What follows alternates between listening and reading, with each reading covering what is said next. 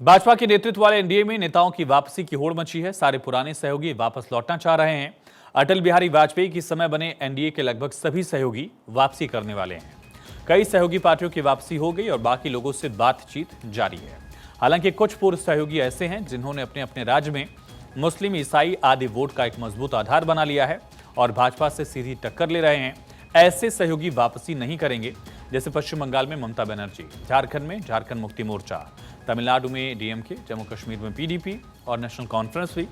हालांकि national conference के नेताओं से बातचीत की खबर कुछ दिन पहले आई थी, लेकिन जम्मू कश्मीर में अनुच्छेद 370 को लेकर जैसी स्थिति है, उसमें चुनाव से पहले नेशनल कॉन्फ्रेंस का भाजपा के साथ जाना संभव नहीं है। बहरहाल जो पुराने सहयोगी वापस आ गए हैं, उनमें बिहार में नीतीश कुमार मुख्य हैं। उनकी पार्टी जेडीयू का बहुत पुराना गठबंधन भाजपा के साथ रहा है।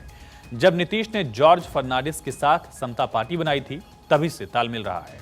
सो जब वो विपक्षी गठबंधन बना रहे थे, तब भी कांग्रेस और दूसरी पार्टियों के नेताओं को उन पर संदेह था।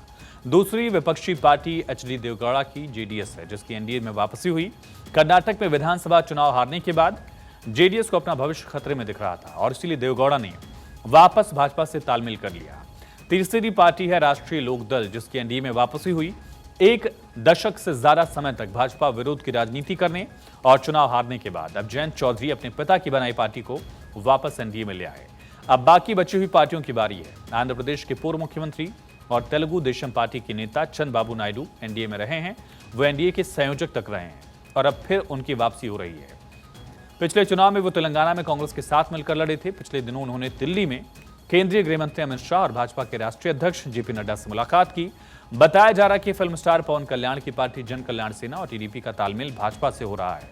हालांकि नायडू से मुलाकात के बाद वाईएसआर कांग्रेस के नेता और आंध्र के मुख्यमंत्री जगन मोहन रेड्डी ने प्रधानमंत्री से मुलाकात की, इसलिए आंध्र की तस्वीर थोड़ी सी उलझी हुई है। इस बीच दो और सहयोगी पार्टियां बीजू जनता दल और अकाली दल से भी भाजपा की बातचीत जारी है। ओडिशा में मुख्यमंत्री नवीन पटनायक के करीबी पूर्व आईएएस अधिकारी वीके पांडेयन ने दोनों पार्टियों की नजदीकी और पटनायक की नरेंद्र मोदी के साथ दोस्ती के संबंधों का हवाला दिया। पिछले हफ्ते ओडिशा की यात्रा में मोदी ने भी पटनायक को दोस्त बताया था।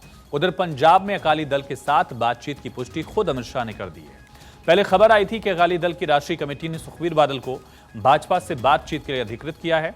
इसके बाद सवाल है कि क्या शिवसेना उद्धव गुट की भी वापसी होगी?